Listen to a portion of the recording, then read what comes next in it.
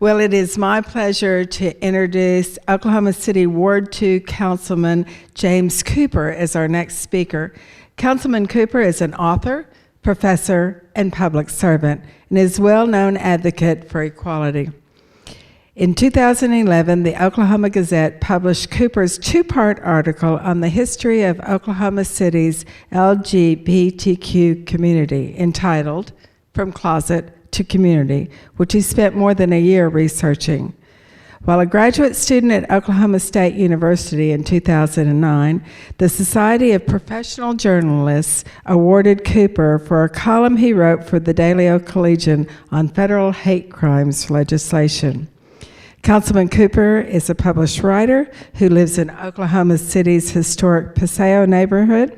Currently, he is a professor of English at the University of Central Oklahoma, and he also is a professor of philosophy at Oklahoma City University, where he also serves on OCU's Arts and Science and Advisory Board. Councilman Cooper also serves on the Central Oklahoma Transportation and Parking Authority Board of Directors. He received a bachelor's degree in film studies with a minor in political science from the University of Oklahoma. He holds an MA in English from OSU and a master's in fine arts and creative writing from Oklahoma City University. Please give a warm welcome to Oklahoma City Ward 2 Councilman, the Honorable James Cooper.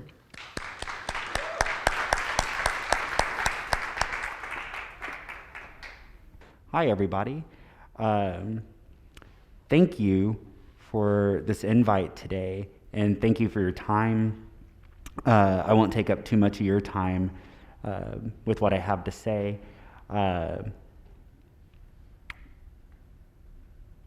When I decided to run for this role in 2018, I had already lost running once before, and it was against an incumbent, and that sucked. You ever lost something before or been broken up with? And yeah, there it is.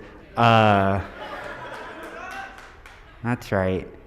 That's some Dante Alighieri level of pain, right? You lose something. So I ran in 2014 and 15 was the election, lost, felt that pain of loss, and reached out. And I'm saying this story specifically to,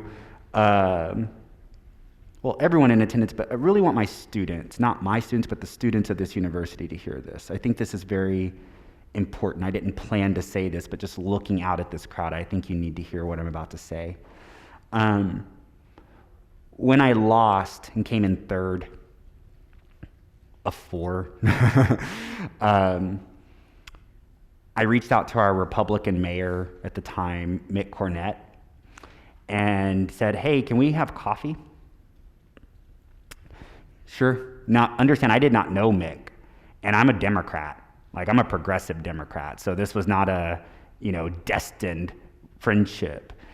And he said, sure, let's have coffee. So we go to the Starbucks there in Bricktown, where he lives in the apartment. And I didn't know what I wanted to say. It's almost like you just broke up with someone and you don't know what to say in that moment. And I explained to him that, I just felt lost. I felt like maybe I needed to be in San Francisco or New York City or Chicago, a place that spoke more to the campaign I had run, which was really a campaign about public transit and walkability and just better neighborhoods. I must have seemed like a wreck, actually. And we left, we parted ways. He's on one side of the parking lot, I'm on the other. And I said, hey, thanks again, Mayor. And keep in mind, if I can ever be of any help with public transportation or public education, please let me know. He's on the other side of the parking lot, and he goes, be careful what you wish for. And I was like, did the mayor just threaten me? In front of Starbucks in Bricktown? Go to my car, drive away. I don't really think anything about it. A week later, I receive a voicemail from him asking me to return his call. So I did. And he said, James, how do you feel about serving on our city's public transportation authority? You just heard it in the bio. And I said, we have a public transportation authority? What? And of course, when a mayor calls and asks you to do something like that, you step up, So I did. And I went in there that first meeting, summer of 2015, ready to Bernie Sanders my way, that wagging finger thing that Bernie does. You're doing it wrong. This sort of thing. But instead, what I learned just from sitting down, listening to the director of COPPA and the chairperson of our board, was that this board and the city's public transit department knew all the right things to do. The problem was the city of OKC's budget had not prioritized public transportation. That was the problem. They hadn't prioritized it in terms of funding. So once I realized that there was no reason for me to go in there and be the smartest person in the room, I did what any good student does. I sat down and took notes. And I learned everything I could about public transportation. I attended yearly national conferences on the subject. Took me to places like San Francisco. Get ready. It's the cities I thought I was going to go move to, right? Took me to San Francisco. Took me to New York City. And then there was a moment in early 2019 where a couple things happened, and this is for my students. One, we were about to have a brand new streetcar. It was going to come to downtown Oklahoma City. As a public transit advocate, I was pretty excited about it. But it was going to include Sunday streetcar service. And you might be thinking, James, who cares? What's the problem? Well, let me tell you what the problem was. The problem was the city of OKC had not offered bus service on Sundays ever. And the last time buses ran in Oklahoma City on a Sunday was in 1964-65. And it was a private service that did it. So here I was on this board where for almost 4 years I had voted yes, yes, yes, yes. I like this. We're doing the right things. But when it came time for this moment, I said, no, I can't do that because the world doesn't stop on Sundays.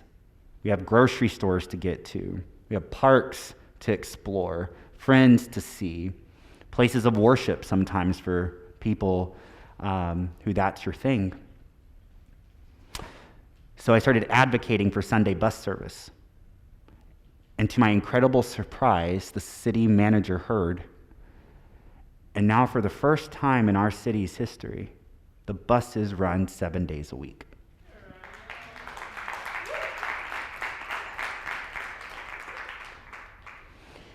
Young people, that's what we're able to do. That's what we can do. When you get knocked down, you get back up. Get that dirt off your shoulder. And you take notes about where you went wrong. We don't reside in victimhood. We learn how to move from victim out of crisis mode into surviving, into thriving, into excelling.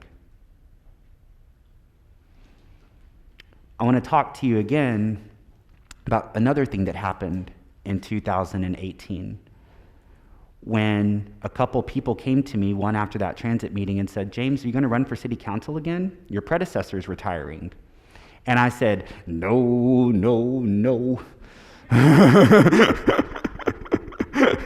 No way. And I described it as a punch in the gut. I was like, I can't do that again. It was the mayor's chief of staff, our new mayor, Mayor Holt, also a Republican. You're catching on to a trend here. And I just said, no, I can't do it. I can't lose like that again. And Steve Hill says to me, I hear you, James. That's fine. And he did that thing where he turned away and he goes, but I do want you to know that our city council's missing youth, women, people of color, people who aren't straight. No offense to my straight friends. Good people, I assume. Sorry, that's funny to me. Steve says that to me. I walk over to go grab some coffee at Clarity Coffee, and Representative Forrest Bennett, who had been a young Democrat with me, no joke, turns to me and says, "James, are you thinking to run again?" And I said, "Well, did you and Steve just talk?" He's like, "What are you talking about?" And I was like, "Steve just said to me." It was only those words that could have got me to run again. The lack of youth representation, the lack of people of color, the lack of women. Remember I said I served on COPPA, the transit board. Google News OK, Boards, Trust and Commission and Representation. There was an article that came out around this time of our 200 boards, trust and commissions in the city.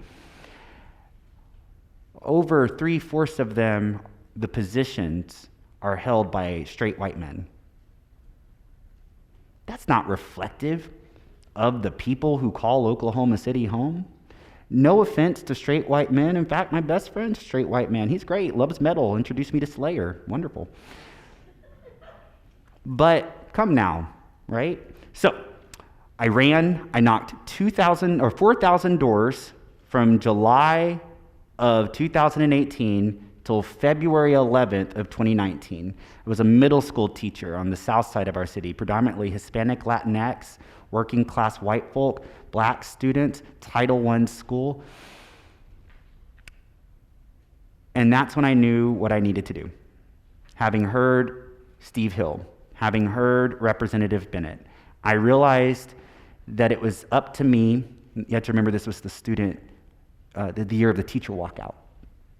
It was up to me to run for council once more, win, lose, or draw, and with one very specific mission in mind: to create a better environment for our students. We live in a state, as you all know, that has the highest adverse childhood experience scores in the nation. On a test of 10 questions of certain traumas, food insecurity, neglect, different types of abuse. Once a kid is at 4, answers 4 of those or more, they are now at disproportionate risk of heart disease, obesity, substance abuse, anxiety, depression, you name it, and Oklahoma is number 1. And I remembered reading Stanford economic research that said that for every year a kid grows up in a better environment, teen pregnancy goes down, college chances go up. They earn more over their lifetime. They have more stable family units and community. And for the kiddo who grows up in the not so better environment, we're talking places associated with crime, segregation, income inequality, and a lack of social cohesion, a lack of community. So I said, I'm gonna go knock these doors and ask people, what are your concerns for your neighborhood and your hopes for our city? And then if you can believe it, I shut up. I say that as somebody who won most talkative my senior year at Choctaw High School. Thank you, person who said that. That's right. So 5 people in my race. I don't come from a fancy family or money. A couple of other people did. And guess who won?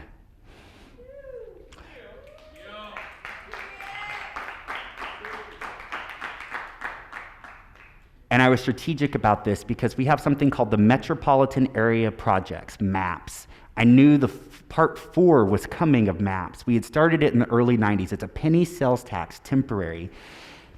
It gets about $100 to $120 million a year accumulation. And we build projects as we go. And I said, guess what? It's time for a MAPS that actually invest in our city's people, our parks, and our places. I will bend city government to the will of the people, and by God, that's exactly what I did.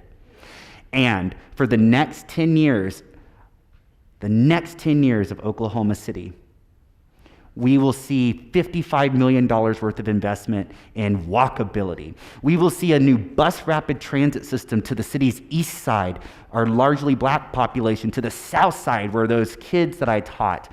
It will be every 15 minutes a bus rapid transit center coming your way, every 15 minutes like clockwork, covered stations with bike racks and lighting for safety. And there's a new one coming outside of Maps in my ward, Ward 2, all up along Classen and Northwest Expressway. For the first time in this city's history, in just one decade, by the time an 8-year-old today graduates high school in 2031, this city will, for the first time, have a reliable public transportation system. And it will have it, by God, because the good people of Ward 2 said, let's put a teacher in office. Let's put someone who cares about their student in office. Let's make sure that that person looks like the communities that they're representing. Let's make sure that that little queer boy who loves horror movies has a chance to do right by the people, and now here I am.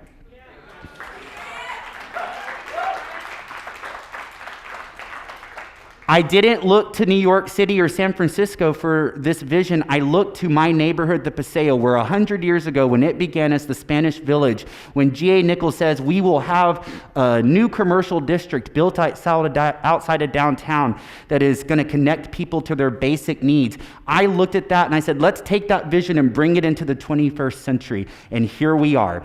Here we are. And I will see you all again in 10 years. And I can't wait. I cannot wait for the day where I get to go talk to Ward 2 again. Not just in the re-election next year, but 10 years from now, that 8-year-old who will be 18, starting college like you all did, who can use that BRT, who has new sidewalks, who will be the beneficiary of 4 brand new youth centers with access to mental health care, life skills, resume building. And I will look to Ward 2 and I will say to them, look what we built together. Remember your power, friends. Pour into yourself first, because the people around you can only be as strong as you are first. I poured a lot into myself through counseling in a state that said we don't care about counseling. And it's because of that I stand before you today as the city's first openly LGBT council person. As the first biracial person elected outside of the Honorable Councilwoman Nikki Nice's ward. And I look forward to the work ahead. And I have every bit of faith that you will take the torch from my hands. Thank you.